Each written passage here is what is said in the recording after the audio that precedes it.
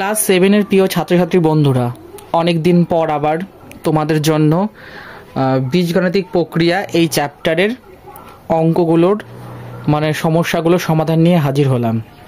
তবে তোমাদের যত রকম প্রবলেম বা সমস্যা তোমরা অতি অবশ্যই আমাকে কমেন্ট করো। ঠিক তোমাদের এই প্রবলেমগুলো দূর করার জন্য আমাদের চ্যানেলের পক্ষ থেকে এক নতুন উদ্যোগ নেওয়া হয়েছে, সেটা হলো আমরা একটা টেলিগ্রাম চ্যানেল খুলেছি। তো তোমাদের যত রকমের প্রশ্ন, যত রকমের ডাউট, তোমরা সেই টেলিগ্রামে আমাকে মেসেজ করতে পারো এবং তোমাদের প্রবলেমগুলো আমাকে জানাতে পারো। আমি অতি অবশ্যই তোমাদেরকে তার সলিউশনগুলো সেই টেলিগ্রামে দিয়ে দেব। তারপরে নোটসের হ্যান্ড মেকিং যে নোটসগুলো, সেগুলো তোমরা ওই চ্যানেল থেকে পেয়ে যাবে। ঠিক আছে বন্ধুরা? তো তোমাদের কোনো রকম যদি প্রশ্ন হয়, ডাউট থাকে, বা কখন কোন টাইমে কিভাবে আর কোন বারে কি ক্লাসগুলো দেওয়া হবে, সমস্ত কিছু আলোচনা ডিসকাশন ওই টেলিগ্রাম গ্রুপে করা হবে। ঠিক আছে বন্ধুরা? তো তোমাদের যদি কোনো রকম ডাউট থাকে তাহলে তোমরা কিন্তু আমাকে সেটা জানাতে পারো টেলিগ্রামে ইনস্ট্যান্ট কমেন্টের মাধ্যমে, মেসেজের মাধ্যমে। আর তোমাদের সুবিধার জন্য আজকের এই ক্লাসের ডিসক্রিপশান বক্সে আমি সেই টেলিগ্রামের লিঙ্ক দিয়ে দেব। তোমরা প্রত্যেকে জয়েন হয়ে থেকো, তাহলে কি হবে, তোমরা অনেক বেশি আপডেটেড থাকতে পারবে। বিশেষ করে আমার সাথে একদম তোমাদের ডিরেক্টলি পুরো অ্যাটাচ হয়ে যাবে। তোমাদের সমস্ত রকম প্রবলেম তোমরা আমাকে ডিরেক্টলি জানাতে পারবে। যাই হোক বন্ধুরা, আজকে আমরা যেটা শুরু করতে যাচ্ছি সেটা হচ্ছে বীজগাণিতিক প্রক্রিয়া। অনেকেই কমেন্ট করেছো এই বীজগাণিতিক প্রক্রিয়া এই চ্যাপ্টারটা করানোর জন্য। তো এই বীজগাণিতিক প্রক্রিয়া এই চ্যাপ্টারটা আমরা করাবো আজকে। এর যে দাগ নাম্বার সেটা হচ্ছে জি নম্বর দাগ নাম্বার। ঠিক আছে? এই জি নম্বর দাগের অঙ্কগুলো যে 10টা রয়েছে, সেই 10টা প্রবলেমে আমরা স্টেপ বাই স্টেপ সলিউশন করব। বীজগাণিতিক প্রক্রিয়া এই চ্যাপ্টারটা সম্পর্কে তোমরা কে কি জানো না জানো, অতি অবশ্যই তোমরা আমাকে কিন্তু কমেন্টে জানাবে। বীজগাণিতিক প্রক্রিয়া এই চ্যাপ্টারটার মধ্যেই কিন্তু এই চ্যাপ্টারটার কাজ কি সেটা কিন্তু বুঝিয়ে দেওয়া আছে। অর্থাৎ তোমরা আগে যখন বীজগণিতে বা অ্যালজেব্রাইক এক্সপ্রেশন নিয়ে কাজ করবে, লসাগু বলো, গসাগু বলো, বা কোনো ফর্মুলার অঙ্ক বা উৎপাদক, তো যে প্রসেসিংটা যেটা হয়, যে মেথডগুলো, এইগুলো কিন্তু এই বীজগাণিতিক প্রক্রিয়া এই অ্যালজেব্রাইক প্রসেস এই চ্যাপ্টারটাতে কিন্তু আমরা শিখতে পারি। ঠিক আছে বন্ধুরা? তো এখানে যে নম্বর দাগে যেটা বলেছে গুণফল নির্ণয় করো, তো গুণফল নির্ণয় করার 1 নম্বর অঙ্কটা কি আছে, বলা আছে 3x minus 4y into 3x plus 4y। এইটা একটা কি দেওয়া রয়েছে বন্ধুরা, এক্সপ্রেশন। এবার কি করতে বলেছে, এটার গুণফল নির্ণয় করতে। তো গুণফল নির্ণয় করার জন্য আমরা একটা সূত্র জানি। দেখো বন্ধুরা, এটাকে যদি এ আর এটাকে বি কল্পনা করো, তাহলে এ মাইনাস বি ইন্টু এ প্লাস বি কার ফর্মুলা, এ স্কোয়ার মাইনাস বি স্কোয়ারের ফর্মুলা। তাহলে এটাকে আমরা কীরকম লিখতে পারি, 3x তার হোল স্কোয়ার মাইনাস 4y তার হোল স্কোয়ার। ঠিক? এইবার ইকুয়াল টু 3 তিরিখে 9 X square minus 4 4 16 Y square. এটা হয়ে গেল বন্ধুরা আমাদের প্রথম আনসার। ঠিক? ফর্মুলা কি ব্যবহার করলাম, A square minus B square equal to A plus B into A minus B. দেখো প্লাস আর মাইনাস আগে পরে থাকার কিন্তু খুব একটা অসুবিধা হবে না, কারণ এ plus B into A minus B বা এ মাইনাস বি ইন্টু এ প্লাস বি কিন্তু সেমই। আশা করি তোমরা সকলে বুঝতে পেরেছো। এটা কিন্তু আমরা কি করলাম, সূত্র ইউজ করলাম, বা নোটস আকারে কিন্তু তোমরা ধরতে পারো। তাহলে এইটা একটা সিম্পল অঙ্ক ছিল আমাদের বীজগাণিতিক প্রক্রিয়ার এই যে নম্বর দাগের। তো আশা করি কোনো অসুবিধা নেই। এবার চলো দেখে নেব বন্ধুরা 2 নম্বর প্রশ্নটির সমাধান। 2 নম্বর অঙ্কটাতে কি বলেছে বন্ধুরা, বলেছে 7a plus 8b into a minus 2b। ঠিক আছে বন্ধুরা? তো এই অঙ্কটাকে আমাদের কি করতে হবে, গুণফল নির্ণয় করতে হবে। তো এই অঙ্কটার জন্য আমরা কি করব, ধারাবাহিক গুণ করব। ধারাবাহিক গুণ কিভাবে করতে হয় বন্ধুরা, দেখো এই একবার এই 7aটাকে দিয়ে a মাইনাস 2bটাকে গুণ করব, আর একবার প্লাস দিয়ে 8bটাকে কি করব, a মাইনাস 2b দিয়ে গুণ করব। তার মানে 7a এটা কি হচ্ছে a minus 2b plus 8b into a minus 2b হচ্ছে। আশা করি এইটুকুনি বুঝতে পেরেছ। এরপর দেখো কি করছি, এই 7 দিয়ে 7 এটাকে দিয়ে এটাকে গুণ করছি, তার মানে 7a স্কোয়ার মাইনাস 7 দুগুণে 14ab প্লাস 8ab মাইনাস 8 দুগুণে 16b স্কোয়ার। আশা করি এইটুকুনি বুঝতে পারলে। এবার আমাদের কাজ হচ্ছে এটাকে একটুখানি সিম্পলিফাই করে নেওয়া। তার মানে 7a স্কোয়ার যেমন আছে এটা তেমন রেখে দিলাম। এবার 14ab থেকে যদি 8ab বাদ দিই তাহলে বন্ধুরা কত হচ্ছে, মাইনাস 6ab। কেন, যার চিহ্ন বড় সেটা বসে, মাইনাস 16b স্কোয়ার। এটা হয়ে গেল আমাদের 2 নম্বর কোশ্চেনের আনসার। আশা করি বন্ধুরা বুঝতে পেরেছ। স্টেপ বাই স্টেপ কিন্তু আমি তোমাদেরকে সলভ করে দিয়েছি। এই ক্ষেত্রে আমরা কি করেছি, এখানটাতে কোনো ফর্মুলা ইউজ করিনি, তবে একটা রুল ইউজ করেছি, সেটা হচ্ছে ডিস্ট্রিবিউটিভ মেথড।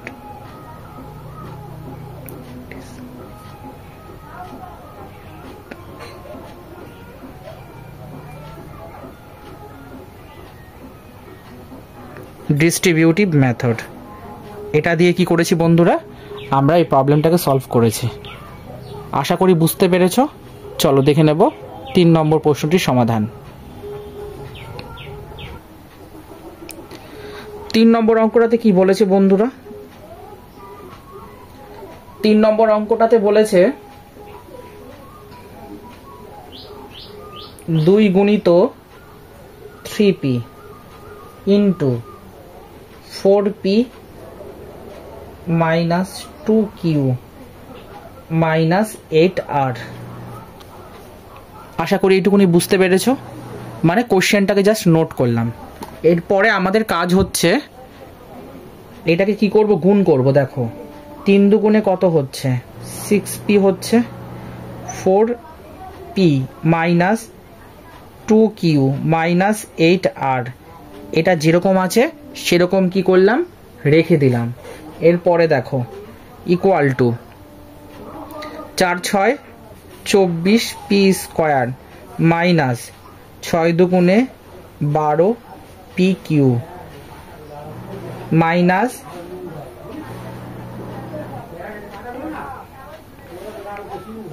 6 8 কত হয় 48 pr হচ্ছে।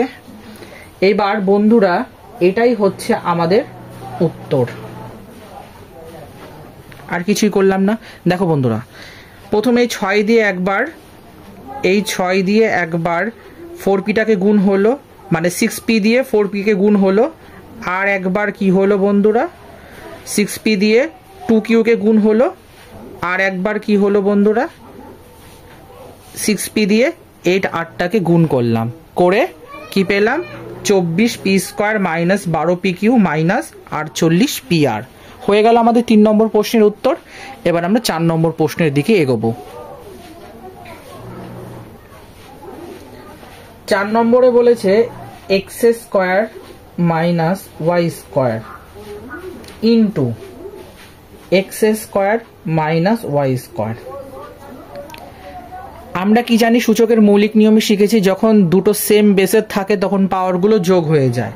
তার মানে এটা কি হচ্ছে বন্ধুরা, X square minus Y square পুরোটার হোল স্কোয়ার হচ্ছে।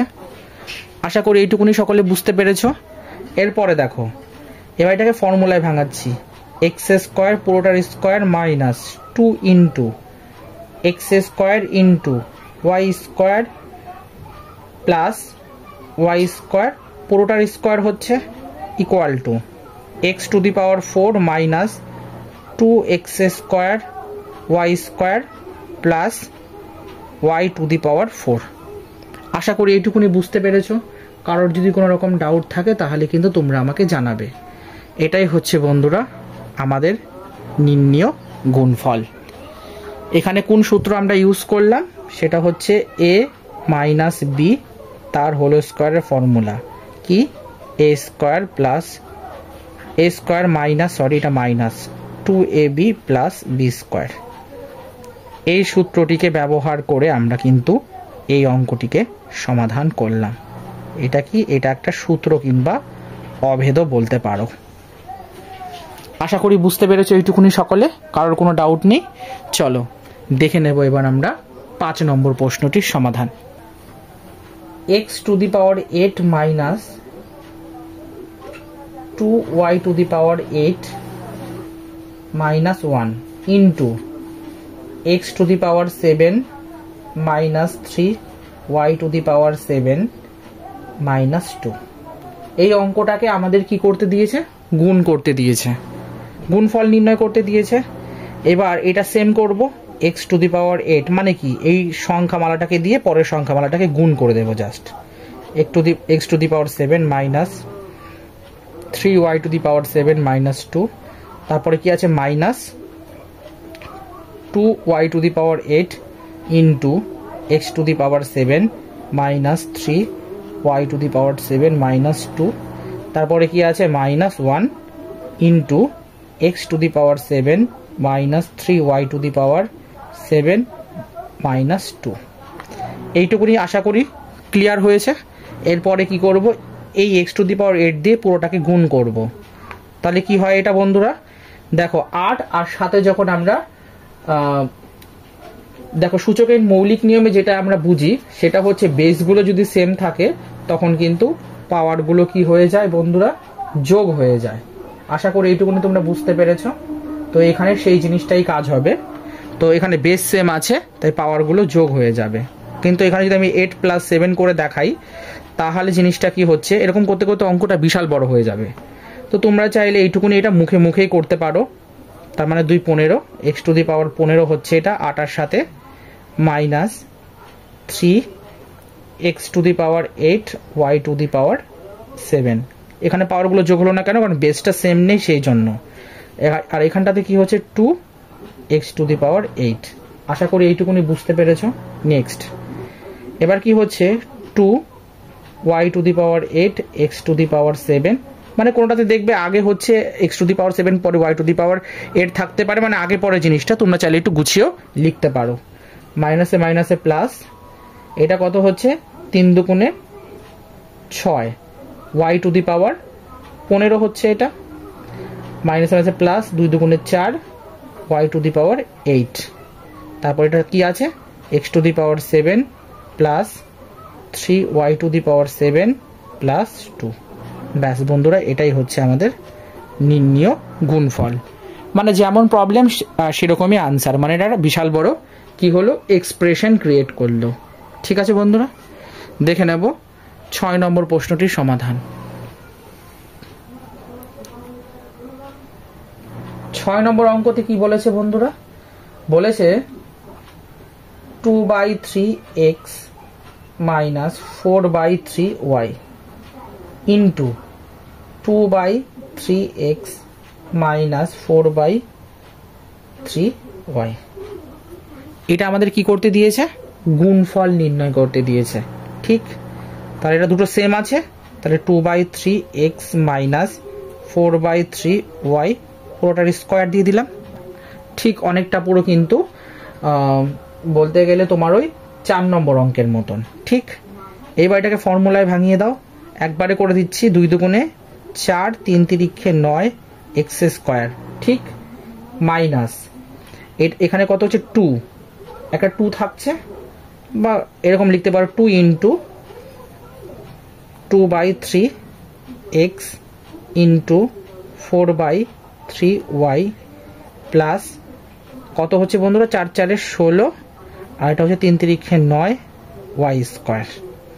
এবার 4/9 এক্স স্কোয়ার মাইনাস এটা দেখো কত হচ্ছে 2 দুগুণে 4, ঠিক আছে 4 4 16 আর 3 তিরিখে কত হচ্ছে 9 এক্স ওয়াই হচ্ছে প্লাস 16/9 ওয়াই স্কোয়ার। এটা কি হলো আমাদের, এটা হলো আমাদের গুণফল। এখানে ফর্মুলা কি ব্যবহার করলাম, a মাইনাস বি তার হোল স্কোয়ার ইকুয়াল টু কি হচ্ছে a square minus 2ab plus B square. এই অভেদটা ব্যবহার করে কিন্তু আমরা এই অঙ্কটাকে কি করলাম, সলভ করলাম।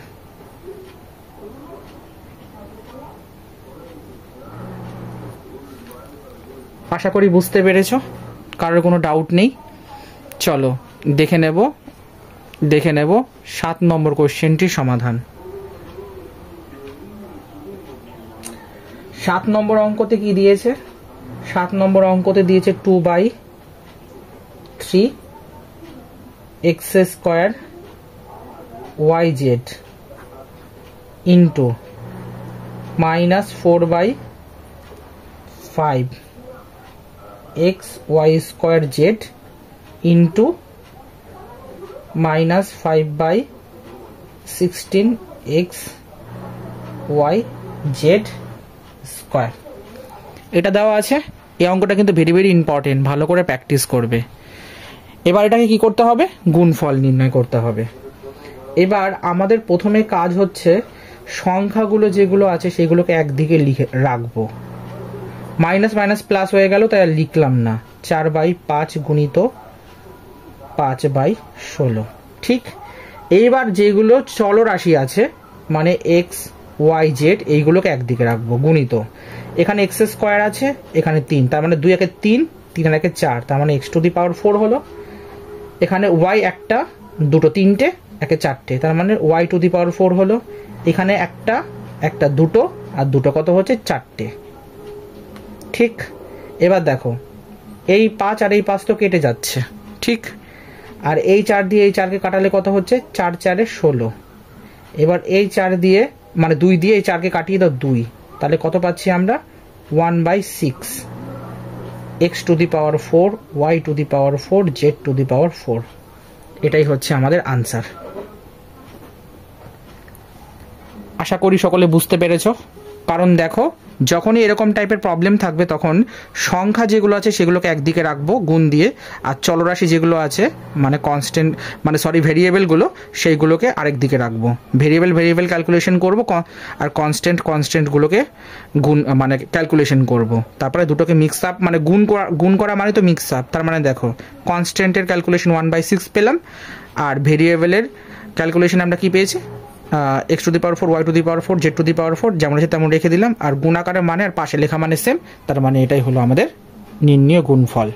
আশা করি বন্ধুরা বুঝতে পেরেছো। আর এখানে কিন্তু আমরা সূচকের মৌলিক নিয়মের সূত্রগুলো লাগিয়েছি। আমরা সূচকের মৌলিক নিয়মে কি শিখেছি? x⁴m গুণিত x⁴n থাকলে কি হয়? x⁴m plus n। এই সূত্র কিন্তু আমরা এখানে লাগিয়েছি। আশা করি বুঝতে পেরেছো। চলো দেখে নেব 8 নম্বর প্রশ্নটির সমাধান। 8 নম্বর অঙ্কটাও কিন্তু বেশ ইম্পর্টেন্ট একটা অঙ্ক। ঠিক আছে, 8 নম্বর অঙ্কতে কি বলেছে? 31/32। ঠিক আছে, PQR⁴ ঠিক গুণিত 31 কি আছে? 17 PQ4R গুণিত -17 কি আছে? 62 P⁴ আর কি রয়েছে? QR। আশা করি এইটুকুনি বুঝতে পেরেছো। কোশ্চেনটা লিখে নিয়েছি, এরপরে দেখো কাজ সেম ওই আগের অঙ্কটার মতো। মাইনাসটা আছে তাই আগে নিয়ে নিলাম। 31/32 গুণিত 31/17 গুণিত 17/62। আর এখানে কি পাচ্ছি বন্ধুরা? এখানটাতে দেখো পি তার মানে দুটো, আর দুটো কত? 6টা, তার মানে P6 Q6 R6, কারণ সবকটা দেখো 6টা করে আছে। এবার একটা জিনিস ভালো করে দেখবে, এই 17 আর এই 17 তো কেটে গেল। ঠিক, এই 31 দিয়ে যদি এই 62কে কাটাই কত পাচ্ছি বন্ধুরা? 2। তাহলে এখানে কি পড়ে থাকছে বন্ধুরা? -31, আর 32 দুগুণে কত হয়? 64 P6 Q6 R6। এটাই হলো আমাদের কি বন্ধুরা? গুণফল। আশা করি বুঝতে পেরেছো। এখানেও কিন্তু সূচকের মৌলিক নিয়মের সূত্রটি কিন্তু কাজে লেগেছে, তাই আর লিখলাম না। দেখে নেব বন্ধুরা 9 নম্বর প্রশ্নটির সমাধান।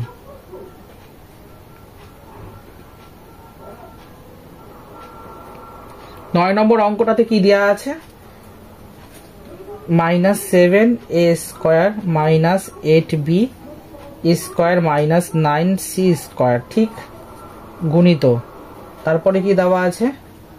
1/7a² -1/8b² আর -1/9c²। এই অঙ্কটা ভেরি ভেরি ইম্পর্টেন্ট, একটু ভালো করে দেখবে। এটা দেওয়া আছে তো, এবার এটাকে আমাদের কি বার করতে দিয়েছে? গুণফল বার করতে দিয়েছে। তো এই অঙ্কটাতে একবারে করে দিচ্ছি। দেখো বন্ধুরা, এখানে 7 আছে, এখানে 1/7 আছে, তাহলে কেটে যায়। তাহলে কি থাকছে? এটা a⁴ হচ্ছে, 2 2 4। ঠিক। তারপরে দেখো, যখন 1/8কে মানে 7a² যখন 1/8b² দিয়ে গুণ করছি, তখন কত পাচ্ছি? 7/8a²b²। তারপরে দেখো আবার সেম 7/9a²c²। মানে এই 7a² দিয়ে এই পুরো রাশিমালাটাকে গুণ করলাম। এইটুকুনি আশা করি বুঝতে পেরেছো, কারো কোনো ডাউট নেই। -8/7b²a² হচ্ছে plus b⁴ plus 8/9b²c² minus 9/7a² plus 9/8c²b² plus c⁴। পুরোটাকে গুণ করে আমরা কি পেলাম? মানে একবার 7 দিয়ে 1/7a² কে করলাম, একবার 7 দিয়ে 1/8b² কে করলাম, আর একবার 7 দিয়ে 1/9c² কে করে আমরা এতটা পেলাম। ঠিক সেম একইভাবে একবার 7 দিয়ে করব এই পুরোটাকে গুণ, একবার -8b² দিয়ে করব পুরোটাকে গুণ, আর একবার -c² দিয়ে পুরোটাকে গুণ করে আমরা এত বড় একটা টার্ম পেলাম। এবার এখানে দেখো a⁴, মানে যেগুলো প্লাসগুলো আছে সেগুলোকে একদিকে রাখছি, 4 প্লাস c4, মানে a4 b, মানে a⁴ b⁴ আর c⁴ হলো। এইবার কি করতে হবে? a² b², মানে a² b² এরকম যেগুলো আছে, মানে সেগুলোকে কমন নিয়ে যখন আমরা ভগ্ন মানে ফ্র্যাকশনের যে যোগ বিয়োগ হয়, যে মান নির্ণয় করি, সেটা যদি আমরা করি তাহলে কত পাচ্ছি? 113/56a² b²। তোমরা এটা নিজেরা ক্যালকুলেশন করে দেখবে, এটাই অ্যান্সার আসছে, 130/63a² c² প্লাস এটা কত হচ্ছে? 145/72b² c²। এটাই কিন্তু বন্ধুরা আমাদের নির্ণীয় গুণফল। আশা করি বুঝতে পেরেছো, কারোর কোনো রকম ডাউট নেই। চলো দেখে নেব আজকের লাস্ট কোশ্চেন, অর্থাৎ 10 নম্বর প্রশ্নটির সমাধান। 10 নম্বর অঙ্কটাতে কি বলেছে? 3x² - 4y² - 1। ঠিক। আর 3x² প্লাস 4y² - 1। এটা আমাদের কি আছে বন্ধুরা? এটা আমাদের একটা গুণফল নির্ণয় করতে দেওয়া আছে। তো আমাদের প্রথমে যেটা কাজ, এটাকে সাজিয়ে নেব। 3x² - 1 minus 4y² into 3x² - 1 plus 4y²। কেন সাজিয়ে লিখলাম এইটুকুনি? এটা সাজিয়ে লেখার অর্থ হচ্ছে এই দুটো কিন্তু প্রত্যেকটার ক্ষেত্রে সেম। এবার এই 4y দিয়ে কিন্তু আমরা এটাকে বিচার করব, যেটা কোন ফর্মুলা দিয়ে যায়। তো আমরা এখান থেকে এটা দেখে বুঝতে পারছি 3x² - 1 পুরোটার হোল স্কোয়ার হচ্ছে -4y²। ঠিক আছে, তার স্কোয়ার। তাহলে এটা কিসের ফর্মুলা বন্ধুরা? a² b² formula. এবার a² b² মাইনাসের যত ফর্মুলা, এবার এটাকে আমাদের করতে সুবিধা হবে।